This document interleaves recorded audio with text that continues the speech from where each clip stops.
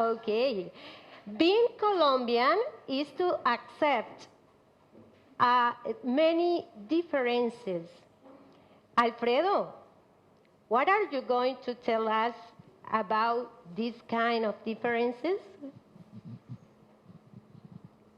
Thank you, Marta. Well, yes, I'd like to talk to you about my country. There are some things that I want to tell you.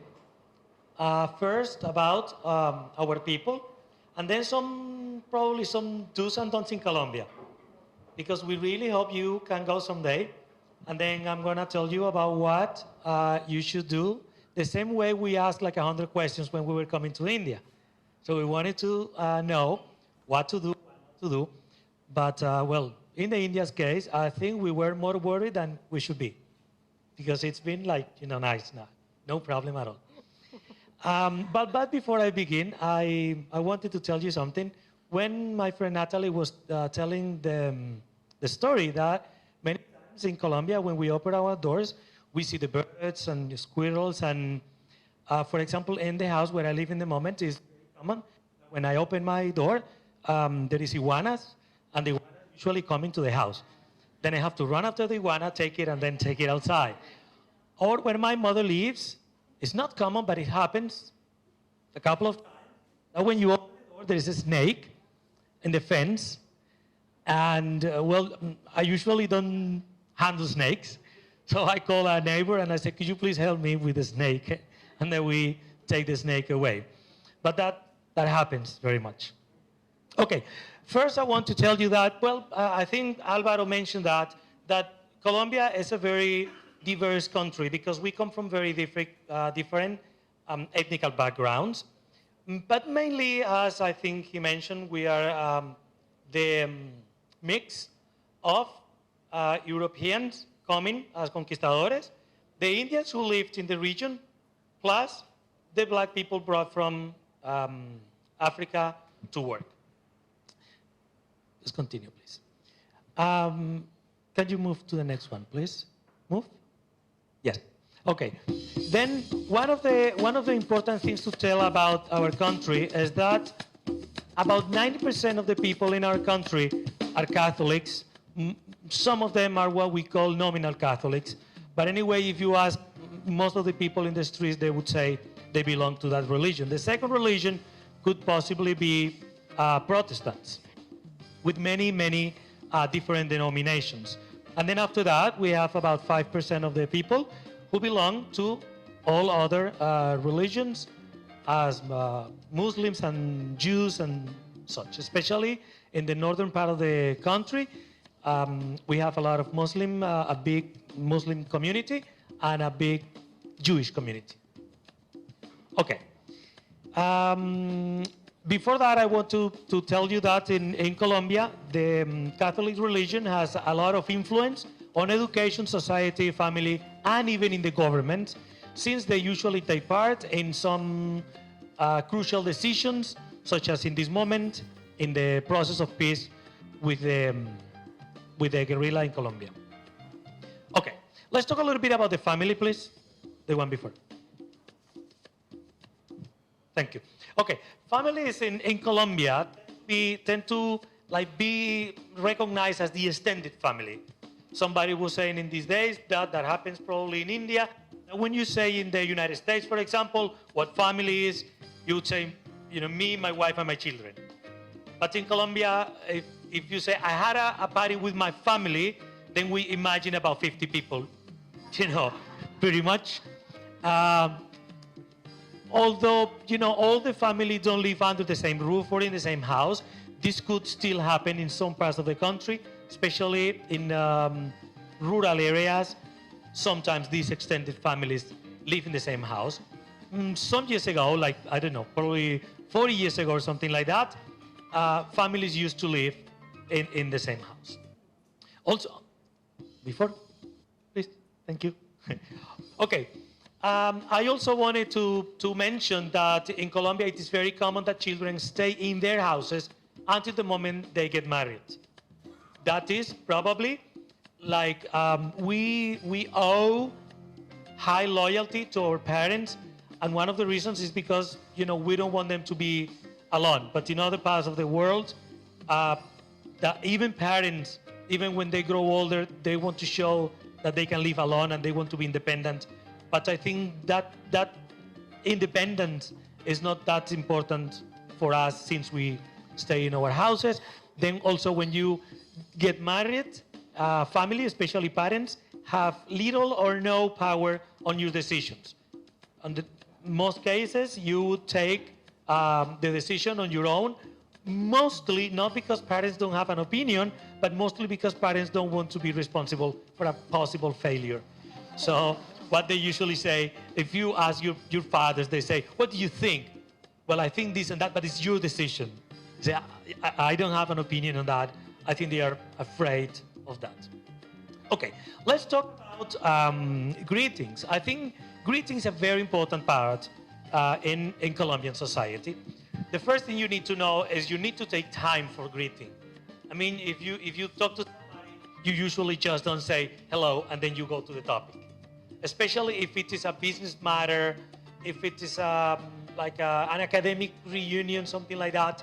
If I get together with my friends to plan this, and then everybody gets, to the place. They say, okay, what did you do? No, you cannot do that. You have to say, okay, did you have breakfast? Where did you have breakfast? Did you sleep well?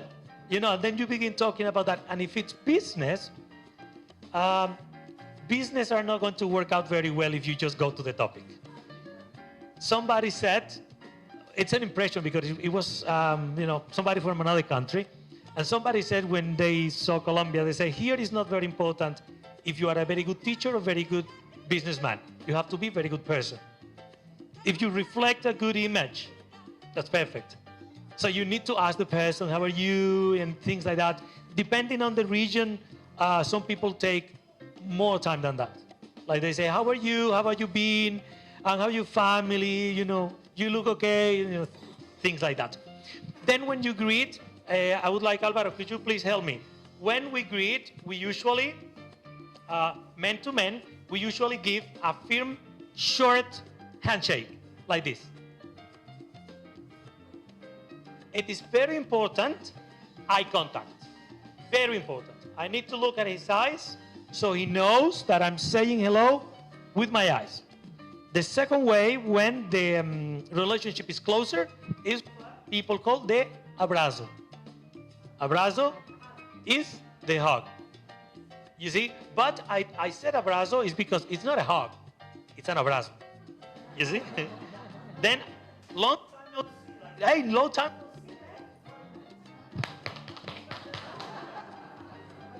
You see, the more I care for him, the more I love him as my friend, the stronger I hit him. So he feels it's me.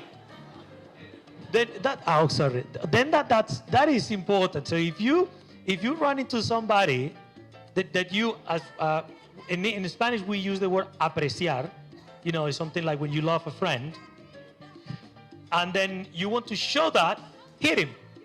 Don't worry. No, nothing's gonna happen. Hit him.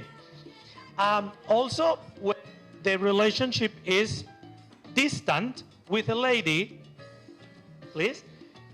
Usually women, they shake hands in a different way.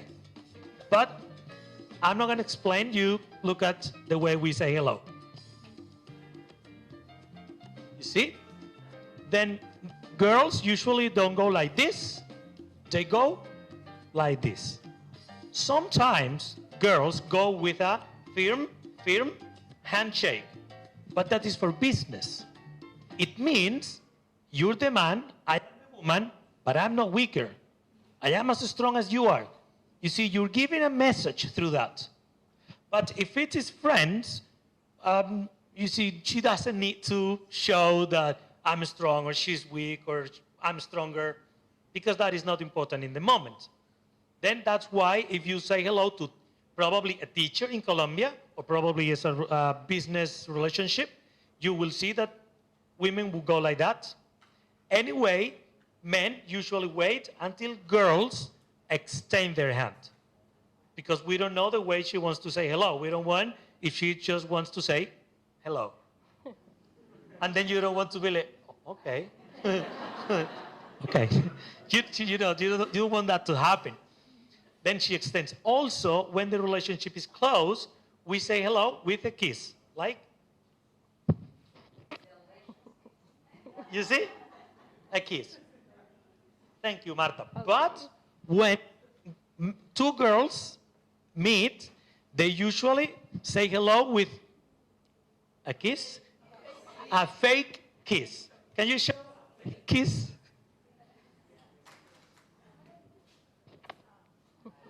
You see, the kiss is like in the air. And what they do is cheek to cheek. Actually, I see, I'm Colombian, don't ask me why, because I have no idea. They try to avoid mouth contact, something like this. Like, something like that. But they don't want to kiss the other girl. Oh, she's saying it's because of the lipstick. Thank you. Thank you. Yeah, it makes a lot of sense, like the other teacher said. It makes a lot of sense because that happens mostly like in very social reunion, things like that, and then they go like that. Then, okay, thank you. Are you Colombian? But you look very Colombian. Okay, then some things about etiquette. Let's say that you are in Colombia already, and somebody invites you for a dinner. You see, a dinner, a social event. Shalini, right? Shalini. Shalini, if you are invited for a dinner at 8 p.m., 8, somebody here in Hyderabad, they say 8 p.m. What time do you get to the house? It's at 8. 8:30. I thought you were going to say at 8 because then I would be ashamed to give my answer. If somebody invites you in Colombia for dinner, a social event, you never get on time. If you get at 8, very probably I'm taking a shower. See, I won't be ready because I don't expect anybody to get at 8 unless you are very hungry. Then if you're really, really hungry, you get at 8 so people give you the food and then they will know that you're hungry. So don't be on time. I'm saying for a dinner, half an hour to an hour late is okay. But if it is a party, like a wedding party, a party in a house, I would say from 1 hour to 2 hours is okay. But please, please never be on time. For example, when my two children were little and I had to go with my wife for a piñata, sorry? For a children's party, they said 3 o'clock. And I got to the house 4 o'clock. And the woman had the hair like this. The mother. And then everything is, oh my God, we are the first to be here. And nobody wants to be the first because it's very uncomfortable. It's a very uncomfortable moment. Because the person always says, make yourself at home. It's your house, wherever you want. But you, hola. See, you see, and the people running with the balloons. Hey, pon los balones por aquí, pon los balones por allá. You see, and then, sí. You see, you are the only person, you don't know what to do. It's very embarrassing. So never be on time. Next. Okay, finally, business meetings. One thing that is important in Colombia is a very hierarchical society, and the titles are very important. Very important. You cannot call the teacher Alfredo. Teacher is the teacher. And everyone with an important position of power is a doctor. Anybody. You don't need to be a doctor. If you are the mayor of the city, you are a doctor. If you are the president, of course you're the doctor. If you are the ministry, you are a doctor. Everybody in a position of power is a doctor. But if you are an engineer, you are an engineer or a doctor. You see, sometimes when people call us doctors, we have to say, no, I am a teacher. And they say, okay, doctor. No, not teacher. You see, because we are in a position of power for some reason. And then there are some other titles that I think we don't use in other parts, I don't know, like Don.